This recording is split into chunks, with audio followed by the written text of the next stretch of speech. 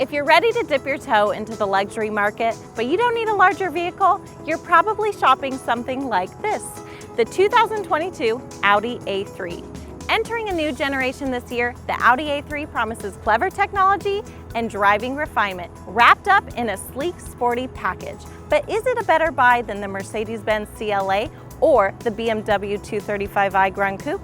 That's what we're going to find out today. And if you're new to CarGurus, thank you for joining. Please consider subscribing to the channel and hitting the bell for notifications.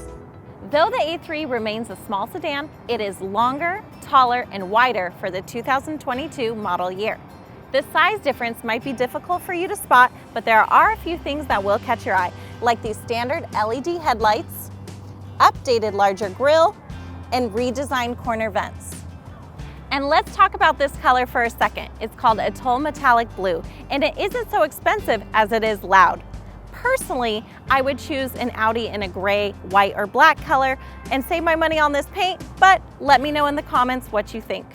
At least this one has the black optic package, which uses high gloss black for the grille, corner vents, and window trims. This one wears 18-inch contrast wheels that give the profile punch and look good with the window trim. Around back, the new A3 has reworked LED taillights and a re-sculpted lower bumper.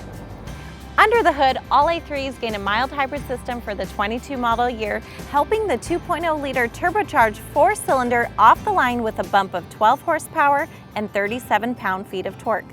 In total, the new A3 produces 201 horsepower and 221 pound-feet of torque sent to the Quattro all-wheel drive system through a 7-speed dual-clutch automatic.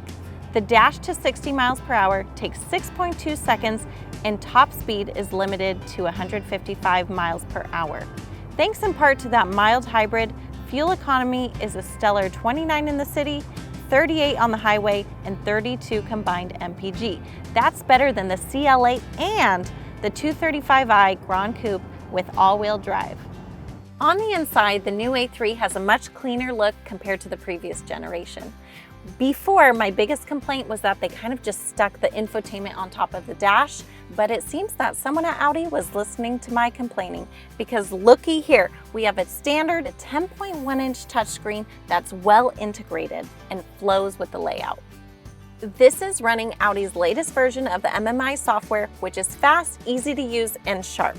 I also love the haptic feedback, which pulses as you touch it to cut down on distraction while driving. Wireless Apple CarPlay and Android Auto are also a standard convenience. Just as impressive is this 10.25-inch digital gauge cluster, which can be upgraded to a 12.3-inch unit on prestige models. In the center, you have an updated drive selector and this touchpad where you make circles to turn up or turn down the volume. You also have 4 USB-C ports, 2 in the front, 2 in the back, and a wireless charging pad on the Premium Plus trim. All A3s get standard leather seats that are a bit on the firm side but feel high-end and are heated up front on the premium and prestige models. On all A3s, you'll have tri-zone climate control and a large sunroof to bring light into the cabin. Overall, I would put this new A3 interior ahead of the 235i and right on par with the new CLA, only because that MBUX system is so good.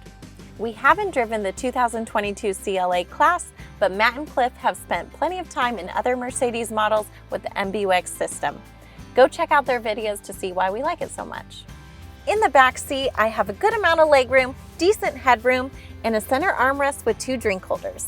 Now, if you really wanted to pack your Audi with 5 passengers, I don't think it'd be very comfortable for 3 adults. Could you fit 2 back here? Absolutely. I was able to fit a rear-facing car seat and myself back here comfortably. You also have your tri-zone climate control back here with this little dial, 2 USBs, and then my only critique are these mesh pockets. After a while, they just start to sag. It is a small car, so don't get any ideas about starting a moving company, but the A3 does offer 10 cubic feet of storage with the ability to split fold the seats. For reference, the 235i and the CLA have more utility back here. What subcompact sedans give up in utility to crossovers, they make up for in agility. It's just fun to drive this little car. Over 200 horsepower and torque in something this size is a lot, so you can zip through traffic easily and even use the standard paddle shifters to have more control. And when you let the transmission shift itself, it does so smoothly. The A3's turbo 4-cylinder doesn't lag off the line thanks to the mild hybrid system, and it's effortless in the way it gets up to speed during casual driving.